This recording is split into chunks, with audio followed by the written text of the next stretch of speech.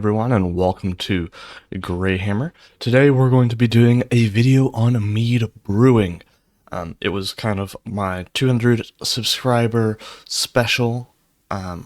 We are kind of going to have this as a bonus video, just another one of my hobbies that I'd like to do. And so I brew mead, and what we're doing today is we're basing a mead brew on a D&D class. So we've got a little bit of an introduction to mead in the next couple bits, and then we'll talk about, then I'll show you how I'm going to make it. So, sorry if this is disconjuncted at all, but what is mead? It's a fermented honey with a minimum of 51% of the sugar, of its sugars that get converted into alcohol coming from honey.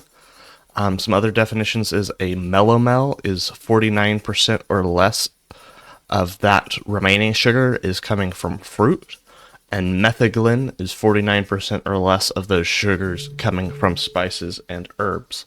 So, mead is honey. If you add fruit to it, it becomes a melomel, and if you add metheglin, or if you add spices and herbs, then it becomes a metheglin. And so you've got those kind of three categories. There's multiple subcategories within that. Like you could have a sizer, which is like an apple mead. There's just multiple types. So we won't get into all of them. So we are doing this based off of the Bard's class in Dungeons and Dragons. They're charisma-based characters that rely on wit and charm. So musicians, storytellers, things of that nature. Feel like it's a fun one to get us started with. They're known for being passionate and pretty carefree most of the time. This is just in general, not necessarily every single bard. You could have a tragic poet or whatever, but when people think of bards, they think of kind of the fun-loving character. They do have 1d8 hit points and are charisma and dexterity based, so we're going to kind of try and take that into account with our mead. So let's kind of get into how we're going to include aspects of the bard class into the mead. We're going to have the ABV come out to 8%, and I'll kind of explain how we do that a little bit in the real-time video. When I'm actually making the mead, and so that should be the same as hit dice.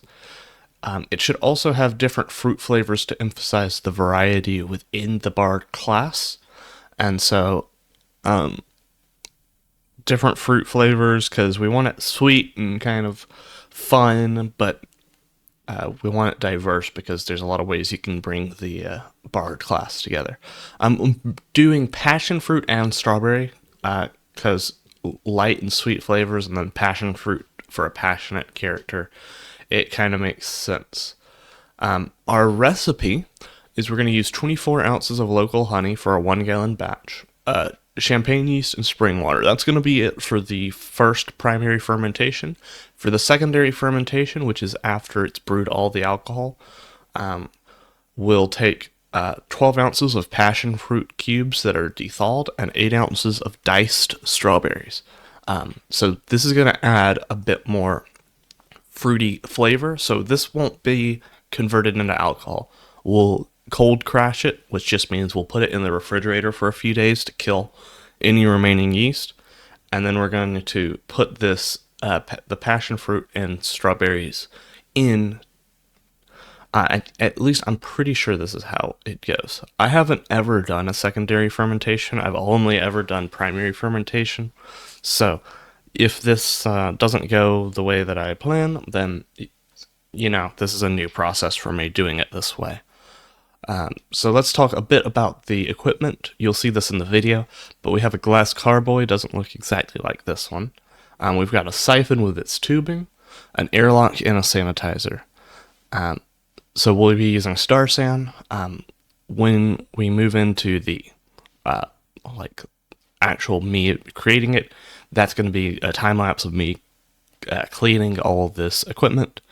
But we're going to get into that real-time section here, and I'll explain kind of some of the parts that we'll have there. So I'll see you there. Alright everyone, so we're into our actual brewing. So we're using some star sand to sanitize this carboy. I'm sorry for all the shaky camera work. I start off with the tripod, but then time starts crunching and setting up the camera was a little bit annoying. So there's also a few things that I would have liked to be able to kind of better predict the mead. So like a hydrometer. I have a hydrometer, but I ended up buying the wrong type of hydrometer, and it's for spirits. So here we are, just gonna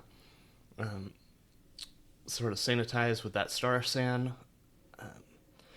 We also cleaned with soap and water beforehand, just to try and get any dirt and grime that was there from a previous batch. When you do a batch, please, go ahead and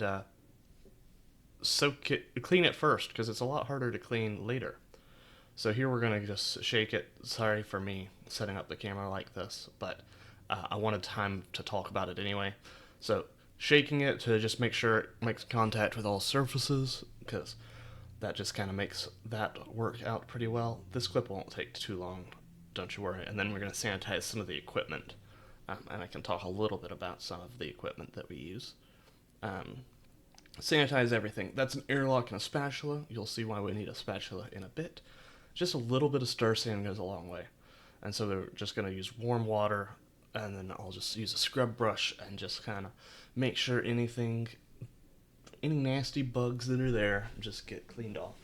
I use the term bugs for just bacteria. So we're going to scrub that. I'm not going to show you all that, because we're going to get into making the actual batch, which we're going to use this local honey. And we're going to use 24 ounces, like we said in our recipe. And then I'm going to just pour it in there. Try and get as much honey as possible. Honey is precious in mead making, because I don't know if you know this, but honey is expensive. It cost me about $18 for this amount of honey. I wanted to go with actual pretty quality honey, and this is the first time I've ever done that. So yeah, one thing I want to say, because I don't show it here, is you want to put it in a kind of warm, dark area when you're finished with the mead. So I move it into my closet. I then mixed it with water, shook that honey jar a lot so I could get all the honey out of it. So mixed it with water. So you're trying to do a 1-to-1 ratio of water to honey. Then we're heating it up and stirring. This is going to make sure that it dissolves into the water really nicely.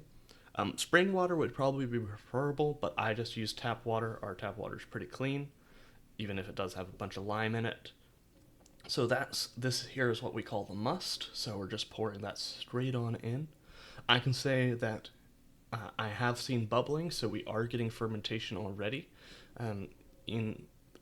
So I filmed this. I'm recording this on Wednesday, but I fermented on Monday. Started fermentation on Monday, and we are getting bubbling. You'll see that in the airlock, which we'll talk about in a little bit.